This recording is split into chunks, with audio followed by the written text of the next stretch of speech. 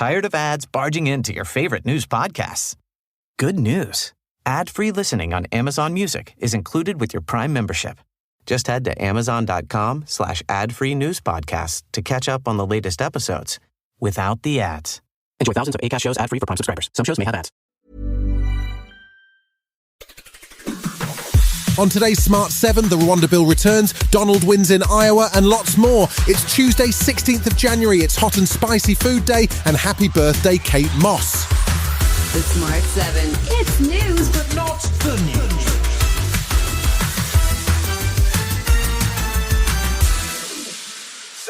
Prime Minister Rishi Sunak was in the Commons on Monday to offer clarification on the UK's military action on Friday, which saw airstrikes on the Houthi rebels in Yemen.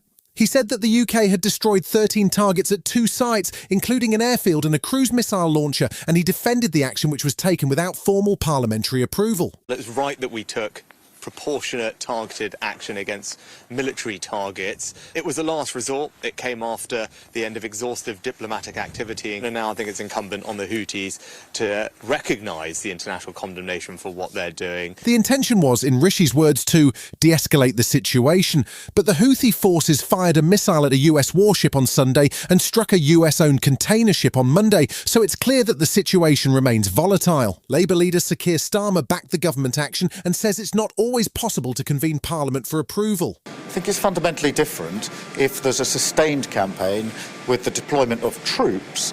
And in those circumstances, I do think it's important that the Prime Minister of the day comes to Parliament with a viable case, setting out the legal basis for the action and getting the consent of Parliament to that intervention.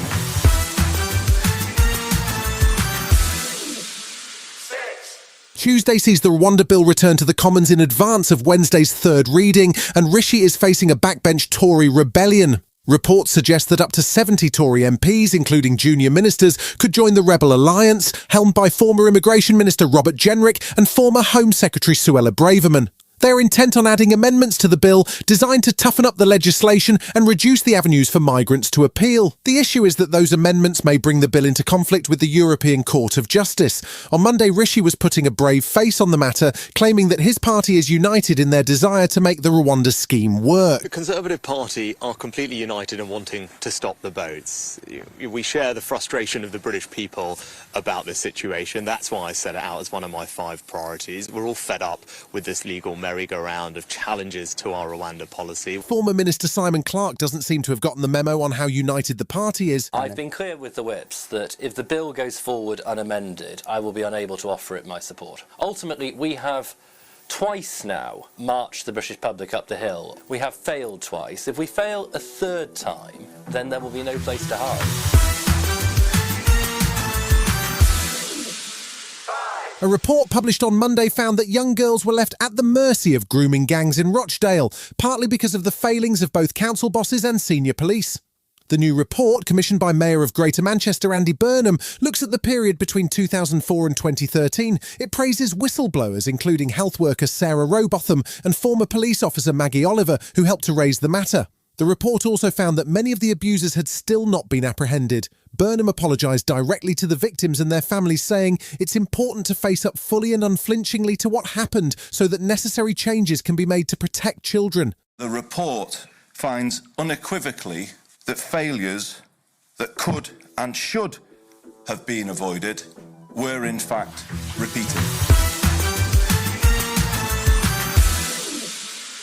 The American presidential campaign officially got underway on Monday as the Republican Iowa caucuses were held in bitterly cold conditions. Despite heavy snowfall and a -40 wind chill, supporters of Donald Trump turned out to vote in huge numbers, and the former president easily won with 51% of the vote. The more interesting battle was for second place, and it took a while, but Ron DeSantis finally clinched it ahead of Nikki Haley. It's still a long way to go before the November election, but former Vice President Al Gore says that a win in Iowa doesn't mean Trump is guaranteed to win the race. I know that many people feel it's moving in that direction. I'm not so sure myself.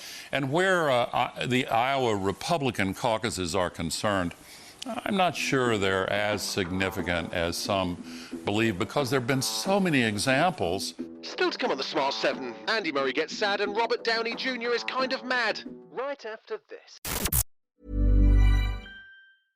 Tired of ads interrupting your gripping investigations?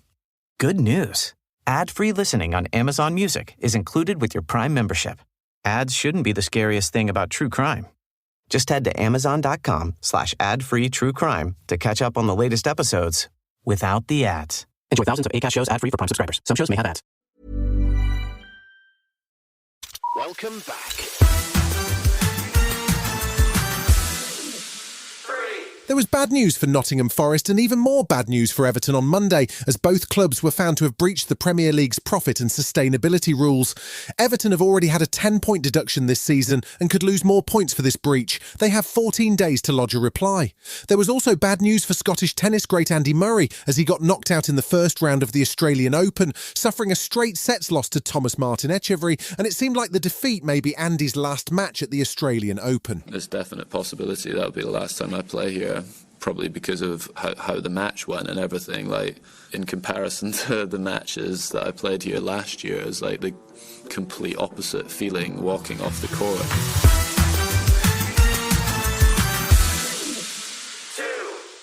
Robert Downey Jr. seems to be having a bit of a moment at the moment. He started the awards season with 2 big wins. First a Golden Globe for Best Supporting Actor in Oppenheimer, and now he's added a Critics' Choice Award for the same role. He was delighted at the ceremony in Santa Monica, but he didn't miss the chance to recap on some previous critical reaction to his movie work. Critics' Choice Association, you know, they've given me such beautiful feedback, really... just so many great moments, and some of it's so poetic. I just want to share some of their thoughts with you. The first one's kind of like haiku, sloppy, messy, and lazy. The next one's more metaphoric, like Pee Wee Herman emerging from a coma.